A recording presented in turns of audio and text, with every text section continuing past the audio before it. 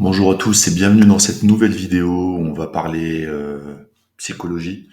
Je vais utiliser des exemples très bêtes, très simples, mais plus c'est simple en trading et mieux ça fonctionne. Là, le but c'est vraiment de faire de la pédagogie pure et dure pour vous faire comprendre comment je procède pour faire mes choix. Donc pour les gens qui se sont égarés ici, je dis bien égarés, qui sont à la recherche du deviens riche et fait 5000% par semaine. Je vais les inviter à gagner du temps. Dans la précédente vidéo, c'est là, dans la précédente vidéo, je les invitais à arrêter le trading. Bon là, on va pas se répéter, mais je vais simplement leur faire gagner du temps. Vous n'êtes pas au bon endroit. Voilà, il y a 90% du contenu qui sera dédié à vous, donc pas de souci, vous allez trouver ce qu'il vous faut. Encore une fois, merci pour tous vos retours super sympas, tous les abonnés. Donc, bah, vous pouvez, si vous tombez par hasard, que vous me découvrez, que vous aimez un peu un discours alternatif d'un point de vue trading, bah, je vous invite à, voilà, là, je sais pas, là, voilà, vous abonner. Et j'espère surtout que ça vous sert à quelque chose, peut-être d'économiser de l'argent ou en perdre un peu moins. Ou l'idéal, c'est d'avoir le fameux déclic qui vous permet de devenir rentable. Je parle pas de devenir trader en compte propre, de monter un empire et tout, juste d'être rentable, peu importe les montants que vous allez trader. Bon voilà, on est parti, mais attention, on va y avoir des effets spéciaux de malade, on bosse dessus depuis un petit moment, ouais, c'est ouf, ouais, c'est parti.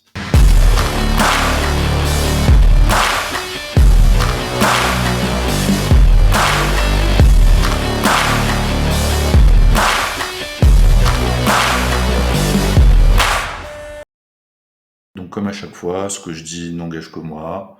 Ne copiez pas, inspirez-vous. Si ça vous inspire et que ça vous correspond, vous faites vos tests en démo, vous cogitez là-dessus. Donc comme à chaque fois, je ne parle que pour moi, j'essaie de vous dire ce que je fais moi et ce que je pense être le plus efficace. Euh, Si cela peut provoquer chez vous le déclic de voir les choses différemment, donc la psychologie, 90% facile en trading, ben c'est tant mieux. Voilà. Ouais, stagiaire décor de forêt enchantée. Donc lorsqu'on débute en trading, on va avoir tendance à explorer les choses. C'est pour ça que j'ai pris l'exemple de la forêt. Là, c'est qu'une toute petite parcelle de la forêt. La forêt, je vous demanderais d'essayer de vous projeter et de voir le trading en règle générale. Donc le trading dans le sens tous les différents instruments comme des petites parcelles de cette forêt. Donc lorsqu'on débute, on va explorer, on va tout essayer, et ça c'est normal, hein, on découvre, on cherche ce qu'il y a de meilleur, voilà. Et puis plus on a d'expérience, surtout lorsqu'on a le déclic, on va aller chercher différentes choses.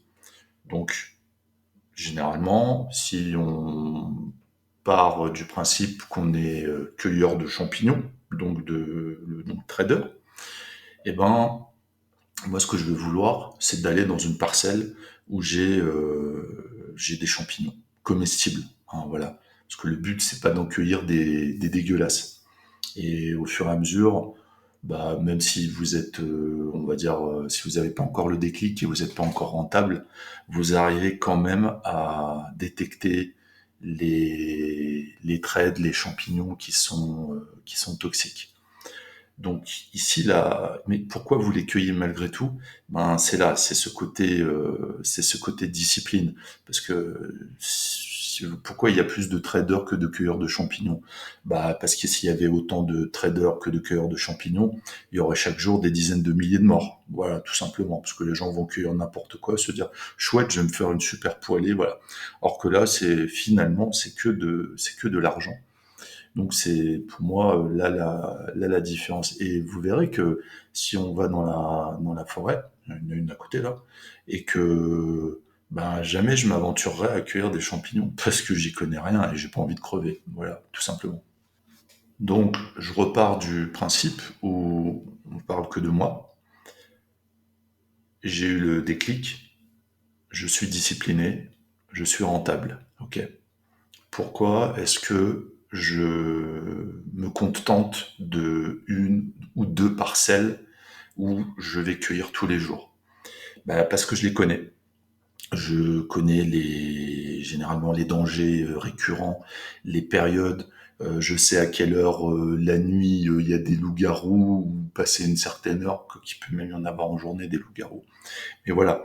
Donc j'ai deux ou trois parcelles et généralement deux sur lesquelles je travaille vraiment et toujours une ou deux grands max sur laquelle je prospecte.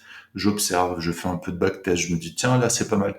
Et en ce moment, je prospecte la parcelle du Forex parce que quelquefois, ben, j'ai moins de dispo l'après-midi, parce que je travaille sur d'autres projets avec ma femme, sur d'autres business, et je me dis, bah, je travaillerais bien un peu le matin en fonction des configs, quitte à revoir mon organisation de vie, enfin bref, on verra. Et puis peut-être que la parcelle sur laquelle je travaille à l'heure actuelle, va peut-être se tarir ou évoluer, tout comme la parcelle à l'époque du DAX le matin, et ben c'est tari, où le DAX est devenu mort, donc ça fait 3 ans maintenant que il donne plus rien d'un point de vue scalping, la volatilité n'est plus au rendez-vous. Donc je vais en fait dans mon approche me dire, ok, j'ai une approche professionnelle, donc moi mon but c'est de pas crever, donc il est hors de question que je fasse une intoxication de mauvais champignons, de mauvais trades. Moi je suis juste là pour cueillir. Donc, quelquefois, vous allez vous présenter dans votre parcelle favorite, et vous allez voir quoi? Vous allez voir, voilà, il y a rien, il y a du vide. Donc, vous allez juste perdre votre temps. Mais quelquefois, il y a rien. Bon, voilà. Mais quelquefois, donc la plupart du temps, il y a quand même des choses à faire. Voilà. Donc, dans une journée classique, moi, sur ma parcelle, je vais avoir un panel de champignons, des bons et des toxiques. Moi, je vais simplement aller simplement cueillir les bons. Bah, de temps en temps, de temps en temps, je vais en choper un mauvais. Mais en gros, dès que je le goûte, je recrache tout de suite. Vous voyez, je coupe ma perte. Je fais pas une orgie du champignon toxique du mauvais trade. Donc la difficulté, c'est de se dire, parce que la parcelle est grande quand même, c'est de se dire, bah voilà, je navigue, j'avance, je regarde bien, je prends mon temps, je suis discipliné, je fais preuve de patience. À un moment donné, au début, il n'y a rien, et puis à un moment donné, tiens, il commence à y en avoir, puis j'observe, j'analyse, tiens, celui-là, il est bien. Voilà, ben là c'est pareil, pas de précipitation, tout est calculé, je connais en gros mon champignon idéal où je suis sûr dans mes probabilités. Je suis sûr à 97, ouais, je crois 97, 98% que je vais pas crever ou que je risque pas de cueillir un toxique. Et puis je le prends, et après je continue à naviguer. Puis à un moment donné, je vais en voir d'autres, et puis bah, peut-être que ceux-là, ils vont être toxiques, ils vont être dégueulasses. Et puis ensuite, je vais arriver dans une partie de ma parcelle où il va y avoir bah, plus grand-chose, ou des tout petits champignons comme ça. Vous voyez, quand la volatilité elle baisse en fonction de certaines heures, ça, et pareil, en fonction des instruments, c'est un cycle, c'est toujours plus ou moins, c'est toujours plus ou moins la même chose, quoi. Et c'est comme quand il y a une annonce économique, bah, là vous pouvez vous prendre la pluie. Donc bah, moi la pluie et les annonces éco en trading, bah, généralement je vais me mettre à l'abri. Je ne fais pas de cueillette quand il pleut, comme aujourd'hui il a grêlé, donc sous la grêle. Et puis quelquefois, eh ben, on va avoir beaucoup plus, en fonction des journées, ça arrive, on va avoir beaucoup plus de difficultés à trouver le bon champignon, le bon trade qui correspond bonne probabilité. Quelquefois en plus, on va avoir la période qui va faire qu'il va y avoir peu de volatilité. C'est un marché qui va être hésitant, donc je vais quelquefois, vaut mieux se dire, est-ce que je perds mon temps à naviguer dans cette passerelle, ou vu qu'il y a que des tout petits trades, des tout petits champignons à cueillir, est-ce que je reste, je m'embête à prendre des risques quelque part, parce que je peux toujours croquer dans un mauvais, ou bien je passe mon tour et puis j'essaie de revenir à une configuration plus normale où j'ai généralement beaucoup plus de possibilités de manger.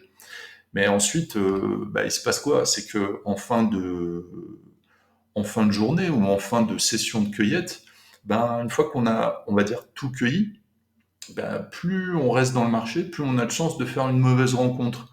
Donc c'est pour cette raison que d'un point de vue objectif, j'essaie de me fixer des choses qui sont très raisonnables, mais qui permettent d'en vivre. Et je me contente juste de ça. Donc moi, avec mon approche professionnelle, ce que je vais simplement rechercher, c'est une parcelle qui donne de bonnes chances d'avoir en un temps donné une forte probabilité pour pouvoir cueillir. Voilà, plutôt celle-là. Et c'est pour cette raison que c'est comme ça que je choisis les instruments. Parce que la plupart du temps, si je vous demande, et d'ailleurs j'ai déjà fait, hein, lorsque discute avec des gens qui sont là-dedans, dans le trading, la cueillette de champignons, et lorsque je leur demande, mais pourquoi tu trades le Bitcoin? Ils me disent, je sais pas, parce que sur un malentendu, ça peut faire comme ça et tout. Je fais, ok, d'accord. Et d'autres, pourquoi tu trades, je sais pas, telle paire de forex, tout ça. Je sais pas, parce que j'ai vu que tout le monde en parlait sur Internet. Ah ouais, ok, d'accord. Donc, en gros, beaucoup de personnes, on peut leur plugger on va dire des choses qui leur correspondent pas forcément. Surtout liées au marketing, aux ventes de formations, de beaucoup de forex, quoi. Voilà, beaucoup de forex. Bon, là, je vais vous parler de psychologie, plutôt, ouais, de discipline pure. Donc, bon, si vous voulez passer la vidéo, vous pouvez. Ce que je voulais dire ici, c'est que la discipline, c'est pas, généralement, on peut pas être discipliné en trading et ne pas du tout être discipliné dans son quotidien. Ce que je veux dire, c'est que la discipline, ça s'acquiert, ça s'apprend, ça nécessite un réel travail. Exemple, si vous êtes sans arrêt à la bourre, si vous dites, si sans arrêt vous prenez des résolutions du style, bon voilà, à partir de maintenant, je vais faire un footing tous les matins. Bon finalement, combien de personnes respectent ces engagements et font un footing tous les matins? Ceux qui disent, je vais perdre du poids, je vais changer mon alimentation, etc., etc. Et tout ça, ça fait partie de cette discipline parce que lorsque vous changez d'alimentation, et là c'est pareil, c'est entre guillemets une contrainte, c'est difficile. Vous allez vous priver du sucre, vous allez vous priver de tous ces produits qui ne vous veulent que du bien. Industrie alimentaire, hein, donc les E304, 312, 60-40, voilà, qui sont forcément bons pour la santé, vu que des élus ont voté pour, hein, sans conflit d'intérêt, donc c'est forcément bon.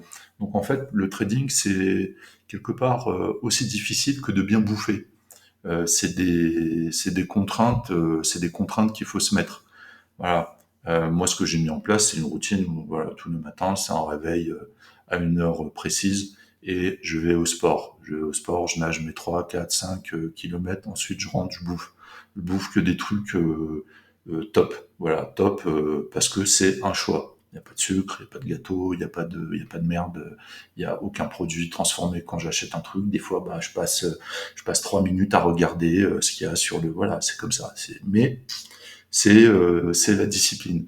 Lorsque je débute la cueillette en forêt sur le marché, je fais ma checklist de trading. Je vérifie que tout est OK, tous mes systèmes sont nominaux, la plateforme est réglée. Et après, je vais cueillir. Ça ne veut pas dire que je vais réussir à cueillir, mais je mets un maximum de chances de mon côté pour pas avoir oublié un réglage, pour que mon stream deck soit correctement réglé. Pour quoi d'autre? Bon, le money management, ça change jamais.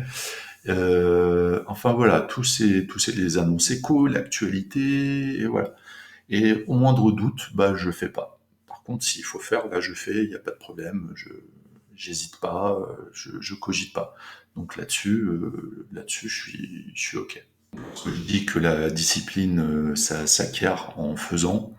C'est pas pour rien que j'ai mis une vidéo précédente, je l'ai mis en lien là, où en fait je propose des exercices.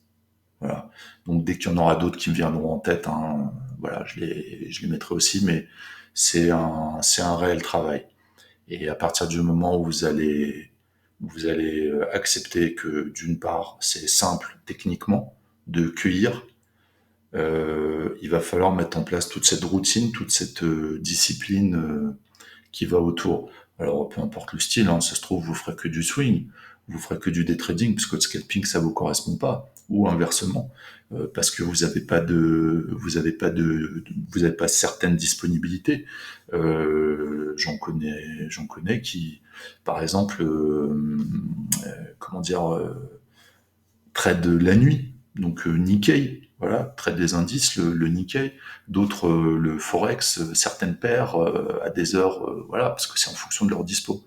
Mais voilà, moi quand je vous donne tout ça, je parle pour moi, hein. Donc moi je suis privilégié. Si un matin j'ai pas envie de me lever, je me lève pas. Si j'ai pas envie de trader parce que je me sens pas, bah, voilà. Donc je suis privilégié, j'en suis conscient. Mais ce que je veux vous transmettre, c'est cette nécessité de travailler la discipline et d'avoir une approche professionnelle. Lorsque vous choisissez un instrument, c'est pas pour rien. C'est pas parce que un mec ou un broker a fait une pub, ouais, clique ici, je te propose un tout petit spread avec un levier fois 10 000. Non, non, non, il faut réfléchir, il faut essayer d'aller au-delà. Parce que si vous vous mettez à faire tout ce qu'on vous dit de faire, bah vous êtes mort. Voilà, parce que généralement, les gens tout là-haut, ils sont pas toujours là ou rarement là pour notre bien. Par contre, notre argent, ils le veulent. Voilà. Donc, bah, soyez prudents et bah, ayez une approche pro.